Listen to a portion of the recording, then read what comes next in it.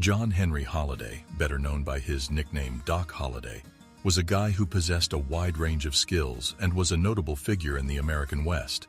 Beginning with his childhood in the South and ending with his enduring legacy, the life of Doc Holliday is examined in depth in this documentary that may be seen on YouTube. This video sheds light on the man behind the mythology by examining his relationships, achievements, and eventual reputation. Come along with us as we delve into the lives and times of Doc Holliday and experience this riveting trip. Early life and upbringing. Doc Holliday's father, Henry B. Holliday, had a distinguished military career, having served in various wars, including the Cherokee Indian and Mexican-American Wars. Doc Holliday's upbringing was influenced by his father's military service. Henry Holliday took up an orphaned Mexican kid called Francisco Hidalgo when he returned home from fighting in the Mexican-American War. Henry Holliday was known as Doc Holliday. Henry married Alice Jane McKay in 1849, and the couple had a daughter together whom they named Martha Eleonora. Sadly, Martha Eleonora passed away when she was still a youngster. John Henry Doc Holliday was born on August 14, 1851, and he was baptized at the First Presbyterian Church in Griffin, Georgia, in 1852. The Holliday family moved to Lowndes County, Georgia, in 1857. After Major Holliday, Doc Holliday's father, inherited a large tract of land in the Valdosta area of Georgia. John Henry obtained a well-rounded education at the Valdosta Institute, which included instruction in Greek, Latin, and French, among other languages. The pivotal roles that Major Holliday played in the city, including serving as mayor and holding other prestigious offices, provided the groundwork for the experiences that would go on to influence Doc Holliday's life. The death of John Henry's mother, Alice, from tuberculosis in 1866 left an indelible mark on him, as it was one of the defining moments of his life and one of the most difficult challenges he faced. The fact that his father remarried only 3 months after Alice's dying added insult to injury for him. In spite of these challenges, Doc Holliday's schooling and upbringing in Valdosta served to better prepare him for the exciting and challenging times that were still to come. In the year 1870, Doc Holliday decided to further his education by enrolling in a college in Philadelphia, Pennsylvania. After completing his studies there, he moved to Atlanta, Georgia, to begin working as a dentist. This was the time period in which his first recorded firefight took place. It took place in January of 1875. They were taken into custody as a consequence of an argument with a local bar owner called Austin that eventually turned into a violent altercation. A few days later, after another argument, Doc fatally shot a prominent citizen, which prompted him to leave for Jacksboro, Texas, where he found work as a faro dealer. The Lawless Years. Jacksboro, a lawless cowboy town located next to an army station, became an important chapter in Doc Holliday's life during this time period. He practiced his shooting abilities by taking part in 3 additional gunfights in rapid succession, armed with the firearms and knife he had brought with him. Even though no one was injured or killed as a result of these altercations, the fact that there were no legal penalties was partly attributable to the disorderly and lawless nature of the town. One deadly event, in which Doc shot and killed a soldier from Fort Richardson, prompted the government to launch an investigation and offer a reward for his capture, which he has not yet claimed. When Doc Holliday was diagnosed with tuberculosis, he realized that relocating to an area with a warmer and drier climate might help delay the progression of his illness and preserve his quality of life. In hopes of finding comfort, he moved to Dallas, Texas, the most significant metropolis before the Western frontier. In Dallas, he collaborated with a dentist named Dr. John A. Seeger, and the two of them became well known for their dental work. However, as Doc Holliday's health continued to decline, he became increasingly dependent on gambling as his primary source of money.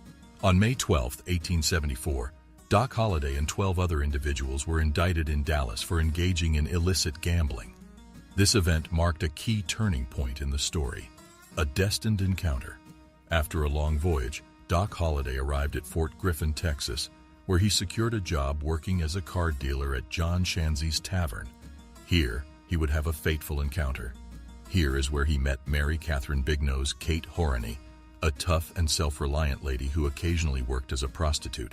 He referred to her as Big Nose Kate. In spite of Kate's unique way of living, she and Doc built a profound emotional connection, and it is believed that she is the only woman who has ever held Doc's heart. The friendship with Wyatt Earp. In the year 1878, Wyatt Earp and Doc Holliday's paths intersected in Dodge City, Kansas. This was the beginning of their friendship. Wyatt had exiled 2 cowboys from Wichita, and chaos occurred when they and other individuals rode into Dodge City. Doc Holliday pulled his revolver at a crucial juncture, which prevented Wyatt Earp from being in a precarious circumstance that may have ended in his death. Wyatt Earp always said that Doc Holliday was the one who kept him alive, despite the fact that the specifics of this confrontation have been lost to history due to the paucity of media coverage that occurred at the time. The chance meeting was the beginning of a long-lasting friendship between the 2 guys. The gunfight at the OK Corral. The gunfight at the OK Corral in Tombstone, Arizona, is one of the most famous occurrences that is associated with Doc Holliday. Tombstone's Vice Marshal and Sheriff, Virgil Earp, received information that armed cowboys were breaking a city ordinance and disobeying orders to arrest them. An altercation took place in a lane off Fremont Street on October 26, 1881, and as a result, 3 people lost their lives: Billy Clanton, Frank McLaury, and Tom McLaury. Additionally, Virgil and Morgan Earp were injured in the altercation. Following that, a trial determined that the Earp brothers and Doc Holliday were not guilty of the crime.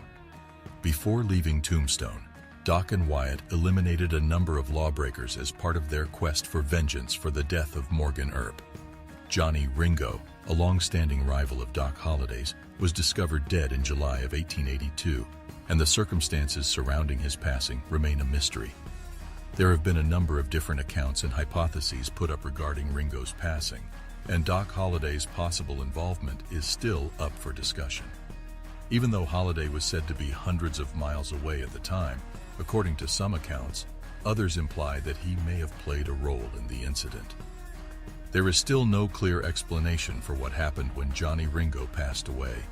The final days of Doc Holliday and his legacy.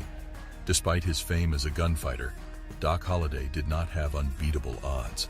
On multiple occasions during the course of his life, he was minutes away from passing away. His struggle with tuberculosis took its toll, and in May of 1887, he traveled to Glenwood Springs in Colorado, hoping to find some respite there.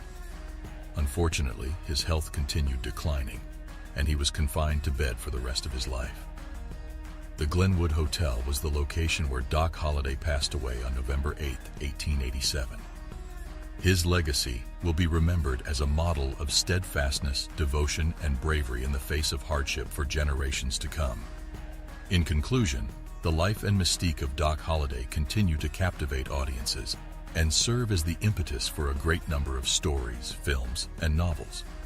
In spite of the difficulties he encountered and the more negative aspects of his reputation, his life serves as a reminder to us that there is always a reason for optimism, even in the most trying of circumstances. The journey that Doc Holliday took from being a good dentist to being an infamous gunslinger exemplifies the attitude of overcoming adversity and striving to achieve one's greatest potential. The enduring force of human determination is demonstrated by his legacy, which stands as a tribute to that power. That's all for today. Let us know your thoughts in the comments below, and don't forget to like, share, and subscribe to our channel for more videos. See you next time.